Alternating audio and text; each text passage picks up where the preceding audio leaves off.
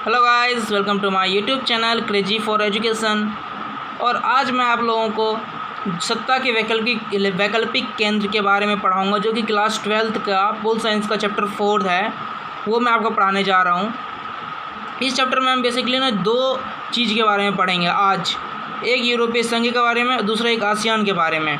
हम इसमें जानेंगे किस तरह यूरोपीय संघ का गठन हुआ, किस तरह ये एक बहुत बड़ा संघ बना, किन किन देशों की इसमें भागीदारी रही, ये सब जानेंगे इन दोनों के बारे में। तो चलिए शुरू करते हैं। हम बिना टाइम को गंवाए हम शुरू करते हैं आज का टॉपिक, जो कि है सत्ता का वैकल्पिक केंद्र। और बात करते हैं सबसे पहले हम यूरोपीय संघ के बारे में। किसके बारे में? यूरोपीय संघ के बारे में।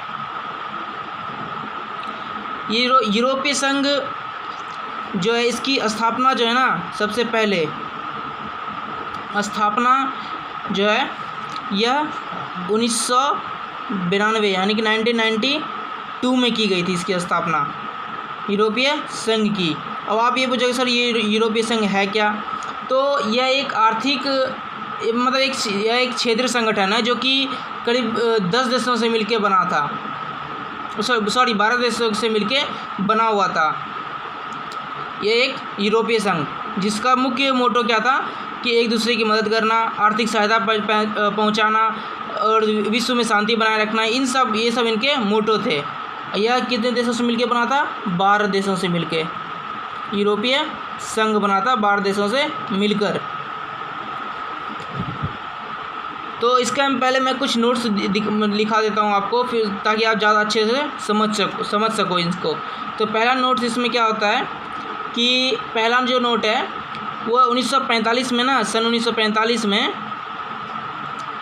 अमेरिका ने ना यूरोप की, मतलब पूरे यूरोप कॉन्टिनेंट की एक आर्थिक सहायता की थी, जिसके कि मार्शल योजना कहा जाता है। मार्शल योजना के तहत उसकी बहुत ज़्यादा सहायता की थी यूरोप की, क्योंकि 1945 यानी कि दूसरे विश्व युद्ध के बाद ना यूरोप जो है पूरी तरह से टूट चुका था, उसके पास कुछ नहीं बचा हुआ था। इसलिए 1945 में यूएसए ने मार्शल योजना के तहत किसकी सहायता की थी? यूरोप की सहायता की थी। इसका दूसरा नोट क्या बनता है कि 1948 में ना, सन 1948 में इसी मार्शल योजना के तहत ना एक यूरोपीय आर्थिक सहयोग संगठन की स्थापना की जाती है। यूरोपीय आर्थिक सहयोग संगठन की स्थापना की गई कब? 1948 में। किसके तहत? इस मार्शल योजना के तहत। ताकि इसका मुख्य काम क्या था? यूरोप में एक आर्थिक व्यवस्था लाई जा सके, आर्थिक व्यवस्था एक अच्छे से मजबूत किया जा सके। और फिर 1992 ना मास्ट्रेट संधि के द्वारा ये 1992 में यूरोपीय संघ की स्थापना हुई। सबसे पहले इसकी स्थापना हुई, उसके बाद फिर 1956 में एक और स्थापना हुई थी। उसके बाद फिर 1992 में यूरोपीय संघ की स्थापना हुई थी। इसका जो प्रतीक चिन्ह क्या है, जो इसका झंडा है ना, उसमें 12 सोने के सितारे हैं बने हुए हैं इसके झंडे में, जो कि क्या दिखाता है? 12 सोने के सितारे लगे हुए हैं, जो क्या दिखाता है कि यूरोपीय संघ में एकता और मेल मिलाप का प्रतीक माना जाता है। मेल मिलाप का 12 सोने के सितारे, उसके झंडे में जो 12 सोने के सितारे लगे हुए हैं, वो एकता और मेल मिलाप का प्रतीक माना जाता है। अब जब एनसीईआरटी बुक खोलेंगे तो उसमें साफ ये लिखा हुआ है यूरोपीय संघ का झंडा और झंडे के बारे में सब कुछ लिखा हुआ है। तो चलिए अब शुरू करते हैं कि अब यूरोपीय संघ की प्रमुख विशेषता क्या क्या है। इसमें यूरोपीय संघ के बारे में इतना चीज़ तो बता दिया, कैसे उसकी स्थापना हुई, किसने मदद की थी इसकी स्थापना करने में, ये सब तो बता दिया, क्यों हुई थी, ये सब तो आपको मैंने बता दिया। तो अब हम देखते हैं कि पहले इसकी विशेषता जानने से पहले कुछ चीज़ जान लेते हैं। उसमें शामिल कितने देश थे? तो उसमें लगभग 12 देश शामिल थे इसकी स्थापना करने में। मुझे 12 के तो नाम नहीं याद, पर कुछ जितने के याद है मैं उतना लिख देता हूँ। पहला देश था जर्मनी, दूसरा था पुर्तगाल,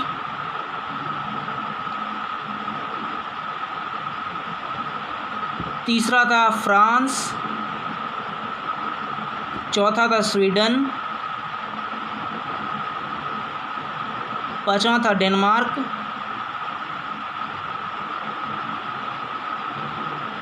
छठा था स्पेन, और इसमें और 6 देश थे, उनके नाम मुझे नहीं पता, इन 6 के नाम ही मुझे याद हैं। तो वह जब याद आएगा तो मैं आपको आगे लिखवा दूँगा। हालांकि एनसीईआरटी में दिया हुआ नहीं है ये चीज़ कि उनके 12 देशों के नाम कौन कौन से हैं, मैं सिर्फ आपको नॉलेज के लिए आपको बता रहा हूँ। तो मैं आपको वीडियो आगे बढ़ाने से पहले मैं आपको बता दूँ कि जो हमारा तीसरा चैप्टर है पोल साइंस का, वो समकालीन विश्व में दक्षिण एशिया, वो हटा दिया गया है, वो हमारे सिलेबस का हिस्सा नहीं है, इसलिए मैं आपको सीधा चौथा चैप्टर पढ़ा रहा हूँ। और मैंने पहला और दूसरा चैप्टर अपने पुराने पीछे वाले वीडियो में बता दिया है, तो जाके वहाँ पे अच्छे से पढ़ लें, उस वीडियोज़ को भी देख लें और पढ़ लें। तो चलिए शुरू करते हैं यूरोपीय संघ के बारे में। इसके पहला क्वेश्चन बनता है कि यूरोपीय संघ की विशेषता बताइए। यूरोपीय संघ की विशेषता बताइए।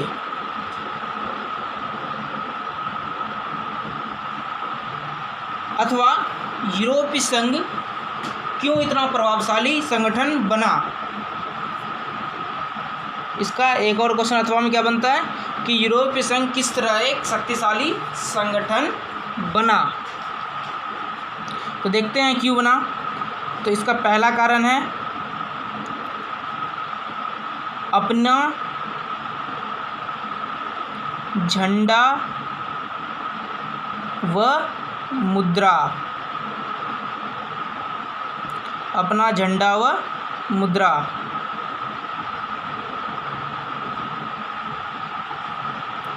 यूरोपीय संघ को जो अंतर्राष्ट्रीय स्तर पर एक महत्वपूर्ण संगठन बनाता है, उसका एक प्रमुख कारण क्या है कि यूरोपीय संघ का अपना झंडा है, मतलब पूरे जितने 12 देश हैं उन सब के मतलब एक कॉमन झंडा है, वहाँ के एक पूरा अपना एक कॉमन राष्ट्रगान है, और उन सब के अंदर एक कॉमन जो है मुद्रा भी चलती है। इस वजह से वो एक प्रभावशाली संगठन माना जाता है पूरे विश्व में। दूसरा इसका पॉइंट आता है कि सकल घरेलू उत्पाद यानी कि जीडीपी सकल घरेलू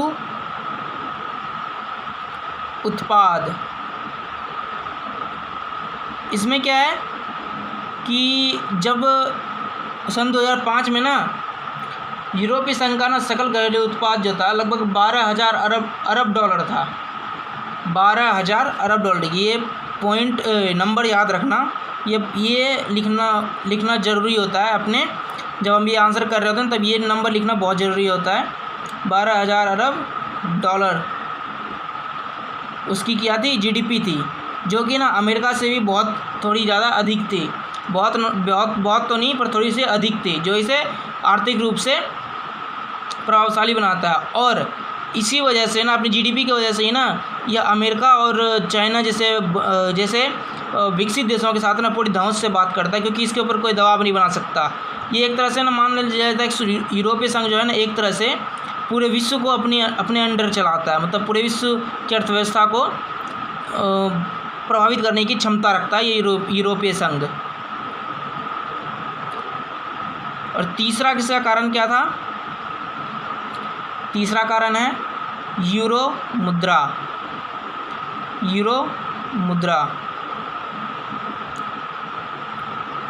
यानी कि जो अंतर्राष्ट्रीय स्तर पर हम मेनली क्या देखते हैं, अमेरिकी डॉलर को देखते हैं, पर इस यूरोपीय संघ की जो ये यूरो मुद्रा है ये अमेरिकी डॉलर को कई टक्कर दे रही है, बहुत ज़्यादा टक्कर दे रही है। जिस वजह से अंतर्राष्ट्रीय व्यापार में इसकी वैल्यू बढ़ती जा रही है, मतलब इसकी डिमांड बढ़ती जा रही है, जिससे कि यूरोपीय संघ एक उभरता हुआ और प्रभावशाली संगठन बनता जा रहा है। चौथा कारण क्या है, ब्रिटेन व फ्रांस सदस्य।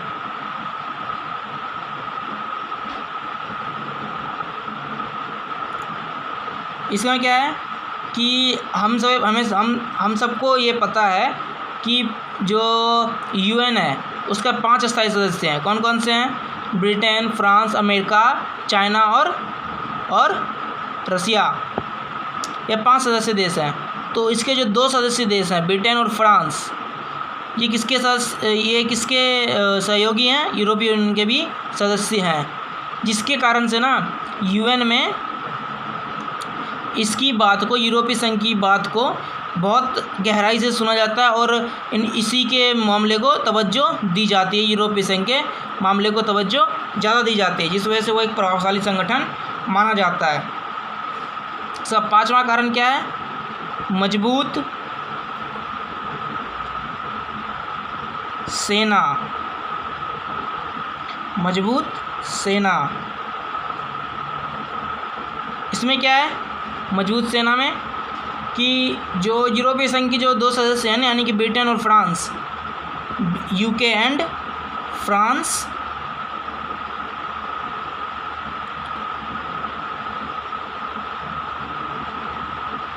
ये जो दोनों जो देश है ना, वो इन दोनों के पास ना लगभग जो 550 जो है ना, इनके पास लगभग परमाणु हथियार हैं।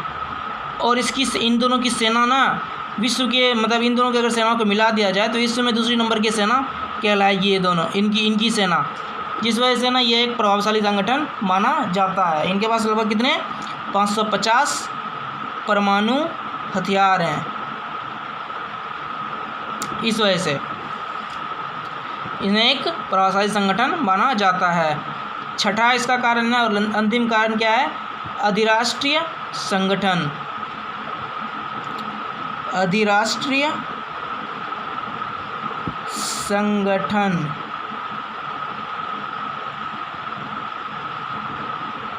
यानी कि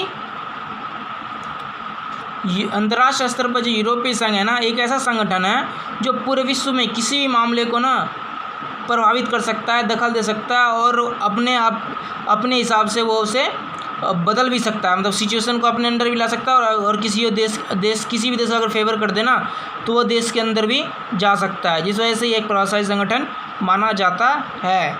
और ये एक अंतर्राष्ट्रीय संगठन है, इस वजह से इसे प्रभावशाली माना जाता है। यहाँ तक तो बात क्लियर होगी सबकी। तो चलिए अब अपना नेक्स्ट क्वेश्चन देखते हैं आज का। अब बात करते हैं कि सांगेन वीज़ा की। सांगेन वीज़ा, अब ये क्या बोला है मैं आपको बता दूं। सांगेन वीज़ा एक ऐसा वीज़ा है जिसके अंदर ना अगर आप कोई भी यूरोपीय किसी भी एक देश का अगर आप लेते हो ना वीज़ा, तो आप यूरोपीय यूनियन के किसी भी देश में आप घूम सकते हो, कोई रोक टोक नहीं होगा। हालांकि अब काम में चालू नहीं है ये, मतलब अब काम इसका ख़त्म हो चुका है ये सांगेन वीज़ा का, मगर ऐसा यही सांगेन वीज़ा का मतलब यही होता है कि आप किसी एक देश यूरोपीय यूनियन के किसी एक देश का वीज़ा लो और पूरे यूरोपीय यूनियन के किसी भी देश में तुम घूम सकते हो। हालांकि अब ये वर्किंग में नहीं है।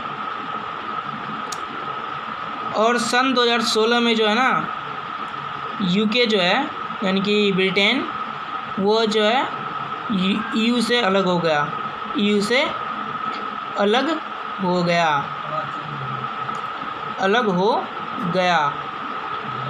पता है, ईयू से अलग हो गया सन 2016 में। ईयू मतलब यूरोपीय यूनियन, ठीक। अब बात करते हैं अपने दूसरे संगठन की जो कि है आसियान। आसियान यानी कि हिंदी में कहा जाए दक्षिण पूर्व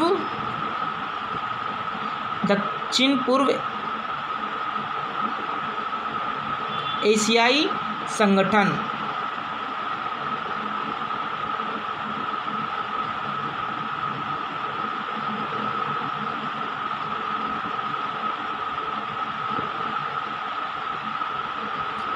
एशियाई संगठन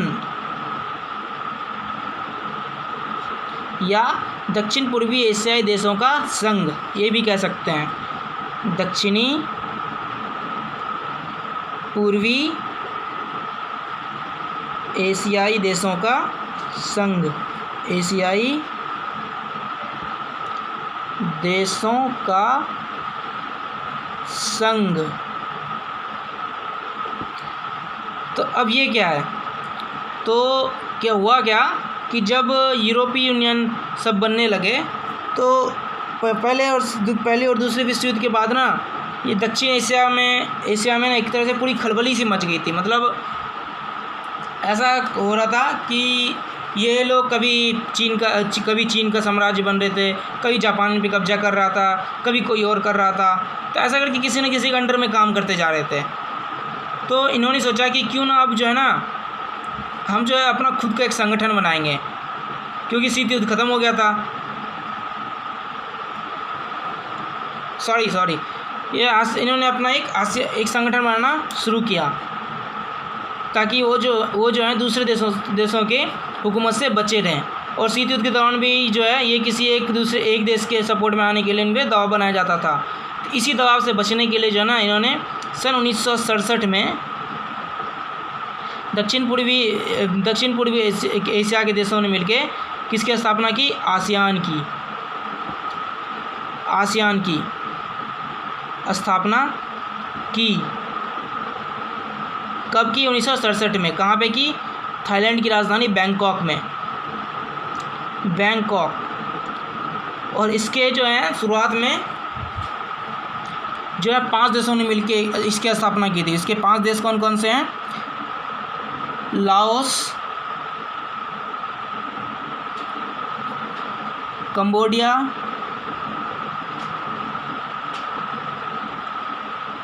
वियतनाम,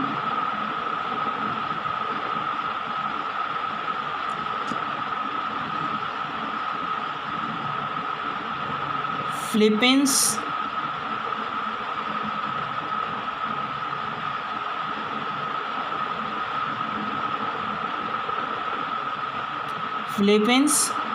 इंडोनेशिया और मलेशिया।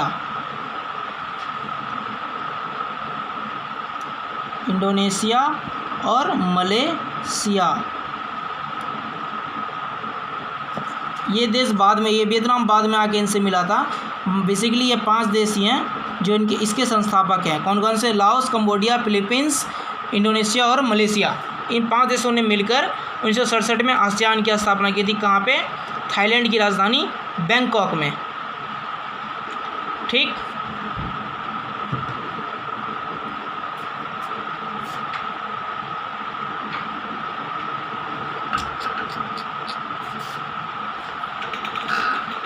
तो अब देखते हैं कि इसका प्रतीक चिन्ह क्या है।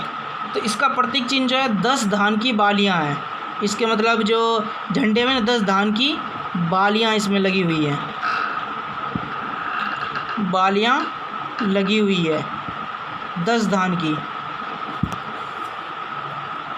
जो इसका एक प्रतीक चिन्ह माना जाता है। और यह एक एकता और मेल मिलाप का प्रतीक है। ठीक, अब आगे बढ़ते हैं अपने क्वेश्चंस की तरफ। इसका पहला क्वेश्चन क्या बनता है, हालांकि ये सब पूछता नहीं है ज़्यादा, ये कि संस्थापक देश कौन कौन से हैं। मैं एक बार फिर से लिख देता हूँ आपके संस्थापक देश कौन कौन से हैं। तो मैं आपको संस्थापक देश फिर से लिख देता हूँ कौन कौन से हैं। ये गलत हो गया।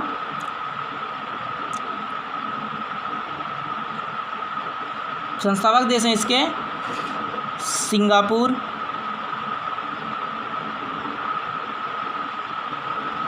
थाईलैंड,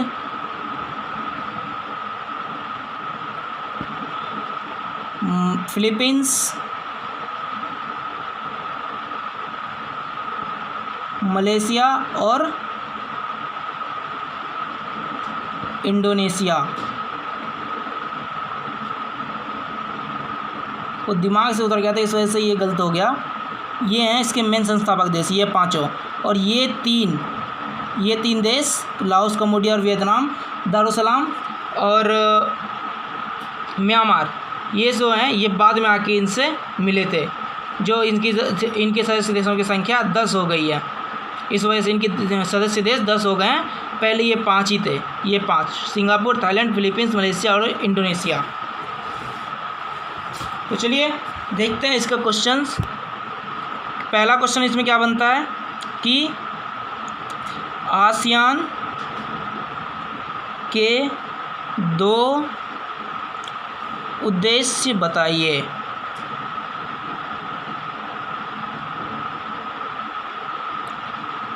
तो इसका पहला उद्देश्य क्या है कि आर्थिक विकास को बढ़ावा देना,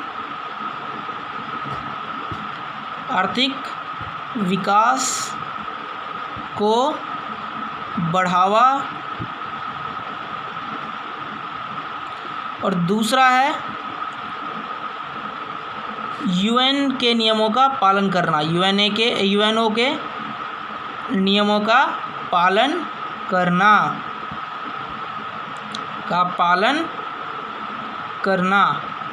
तो पहला क्या है, आर्थिक विकास को बढ़ावा देना, यानी कि इसका जो पहला उद्देश्य है ना, इसका पहला उद्देश्य यह है कि इसके जितने 10 सदस्य देश हैं ना, इन सब के बीच आर्थिक विकास को बढ़ावा दें और जो आपस में जो है ना मेल मिलाप स्थापित करें। और दूसरा है कि यूएनओ ने जो नियम तय कर रखे हैं उसके अनुसार ये चलें और उसमें नए नियम, उसमें जो है जब भी उनको बदलाव की ज़रूरत है उस नियम में, तो ये अपना मुख्य भूमिका निभाएं उस नियम में को बदलने में। ठीक। और दूसरा क्वेश्चन बनता है कि आसियान के 3 स्तंभों को बताइए। इसका दूसरा कारण क्या बनता है, क्वेश्चन क्या बनता है, आसियान के 3 स्तंभों को बताइए। तो पहला इसका 3 स्तंभ कौन कौन से हैं। स्तंभ मतलब उसने ना अपने संगठन को मजबूत बनाने के लिए 3 स्तंभ की स्थापना की थी। जैसे हमारे 3 स्तंभ है ना, कार्यपालिका, विधायिका और न्यायपालिका, उस तरह इस संगठन के भी 3 स्तंभ है। पहला स्तंभ कौन कौन से है, सुरक्षा समुदाय, आर्थिक समुदाय, सांस्कृतिक व सामाजिक समुदाय। पहला क्या है, आसियान सुरक्षा समुदाय,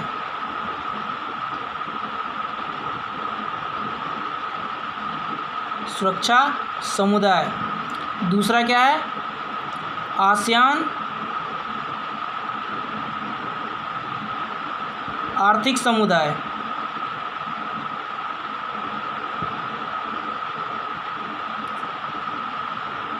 और तीसरा क्या है,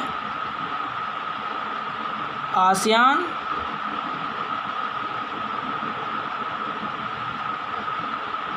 सांस्कृतिक व सामाजिक समुदाय, सांस्कृतिक व सामाजिक समुदाय। इसके ये 3 स्तंभ हैं और इसी 3 स्तंभ की वजह से जो आसियान जो अभी तक टिका हुआ है और बहुत ही अच्छे तरीके से रन हो रहा है वो ये संगठन। तो हम पहले देखते हैं आसियान सुरक्षा समुदाय के बारे में। तो पहला, इसके एक पॉइंट में 2 पॉइंट बनेंगे। तो पहला आसियान सुरक्षा समुदाय का पहला क्या है कि आसियान का पहला कार्य क्या है कि जितने भी उसके देश हैं ना, मतलब उसके शामिल जितने भी देश हैं आसियान के देश, उनमें सुरक्षा स्थापित करना और उनमें जो है अच्छे संबंध बनाए रखना। इसके ये किसका कारण है, मतलब किसका काम है, आसियान सुरक्षा समुदाय का पहला काम क्या है कि आसियान में शामिल सभी देशों के बीच जो है सुरक्षा स्थापित करना और जो उनमें अच्छे संबंधों को बनाए रखना। और इसका दूसरा पॉइंट क्या बनेगा इसी में कि आसियान सुरक्षा समुदाय का दूसरा कार्य यह है कि आसियान के देशों के बीच जो है ना जो भी विवाद उत्पन्न होंगे ना, उसको आपसी मेल मिलाप उसको सुलझाना और उसमें आपसी मेल मिलाप को बढ़ावा देना। यानी कि कभी अगर उत्पन्न होते हैं, कोई विवाद उत्पन्न होता है, तो इसमें जो है वो क्या करेंगे, बातचीत के माध्यम से इसको सुलझाएंगे और इसमें मेल मिलाप को, खुद के अंदर के मेल मिलाप को बढ़ावा देंगे ताकि युद्ध की स्थिति ना बने। ठीक। अब आसियान आर्थिक समुदाय का काम क्या है, ये क्वेश्चन 6 मार्क्स में आता है कभी अगर टकरा गया पेपर में, तो इसलिए मैं आपको एक पॉइंट के 2 पॉइंट बना रहा हूँ ताकि आप 6 नंबर के आराम से लिख लो इसको। तो इसका दूसरा पॉइंट क्या है, आसियान आर्थिक समुदाय। आसियान आर्थिक समुदाय का कार्य क्या है कि आसियान के में शामिल देशों के बीच जो है ना व्यापार को बढ़ावा दे और जो जिससे जो है ना सभी की अर्थव्यवस्था को मजबूती प्रदान हो। यानी कि जितने भी देश शामिल हैं, 10 देश जितने भी शामिल हैं, उन सब में जो है वो किसको बढ़ावा दे, व्यापार को बढ़ावा दे ताकि सबकी जो है इकोनॉमी इकोनॉमी जो है वो अच्छी हो सके। और इसका दूसरा कार्य क्या है? इसका दूसरा कार्य है, आर्थिक समुदाय का दूसरा कार्य है कि अंतर्राष्ट्रीय स्तर पे भी वो जो है व्यापार को बढ़ावा दे और जो है अंतर्राष्ट्रीय आर्थिक नियमों का पालन करे, यानी कि और दो देशों के साथ भी जो है ये व्यापार करे और देशों के साथ भी ये व्यापार करे और जो है सभी को, ताकि जो सभी का जो है सभी की अर्थव्यवस्था मजबूत हो सके और वो आर्थिक नियमों का भी पालन कर सके। ये दूसरा कारण, दूसरे पॉइंट का डिस्क्रिप्शन था, यानी कि इसका पूरा ब्रीफली था। अब तीसरा है आसियान सांस्कृतिक और सामाजिक समुदाय। आसियान सामाजिक एवं सांस्कृतिक समुदाय का जो प्रमुख कार्य क्या है कि जो आसियान के बीच ना जो देश शामिल है, यानी कि 10 देश जो हैं, 10 देश जो हैं, इन सब के बीच जो है ना संस्कृति को बढ़ावा देना, इसका विकास करना और जो है ताकि जो है दोनों सारे देशों के बीच जो है वो सांस्कृतिक मजबूत बन सके, मतलब एक दूसरे देशों की जो सांस्कृतिक व्यवस्था मजबूत हो सके। इसका पहला कार्य है किसका? आसियान सांस्कृतिक वो सामाजिक समुदाय का। इसमें मैं फिर से बता दूं, आसियान सांस्कृतिक समुदाय और सामाजिक समुदाय का पहला कार्य क्या है कि 10 इसके जो जितने भी देश हैं, 10 देश, इनके बीच जो है वो सांस्कृतिक बढ़ावा दे ताकि जो है सबके संबंध अच्छे हो सके और सबका सांस्कृतिक विकास भी हो सके। इसका दूसरा कारण क्या है? दूसरा कार्य क्या है? तो दूसरा प्रमुख कार्य यह है कि जो ये जो है सांस्कृतिक विकास के साथ साथ सामाजिक विकास को भी बढ़ावा दे, सामाजिक विकास को भी बढ़ावा दे और एक दूसरे की संप्रभुता व अखंडता को समझे और उसको बनाने में एक दूसरे की मदद करें। इसका दूसरा कार्य है। तो आज दोस्तों हमारी क्लास यहीं पे ख़त्म होती है। बाकी के आगे के चैप्टर्स हम अगली क्लास में पढ़ेंगे। और जाते जाते अंत में सबको 15 अगस्त यानी कि हमारे स्वतंत्रता दिवस की बहुत बहुत बधाइयाँ। और आप सभी पढ़े लिखें और देश के भविष्य बने और देश का भविष्य भी उज्जवल बनाएं। जय हिंद, जय भारत।